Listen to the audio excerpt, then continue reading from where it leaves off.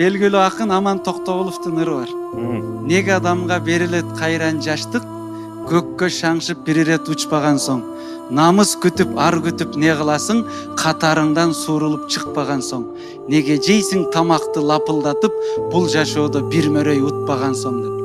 Ансыңарындай бүгінгі күнді көк асманға ақшым қардай бол ұшқан, өзінің қатарынан ерте суырылып шыққан, бұл жашоды бір емес, бір нече мөрөйлерді ұтқан, жүрегінде демі бар, жүлінге жетер, кеуі бар, күкірттей жанған мықты жаштар бар.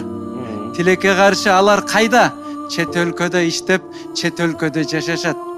Биздин коомдо, биздин мамлекетте, биздин өкмөттө, биздин жогорку кеңеште атаң 60-ка чыкканча алдап соолап күчүн ал дегендей ошолорду иштетип, ошолордун эмгегин элге сиңирсек болмок. Сен айтқаныңдың барлығы тура.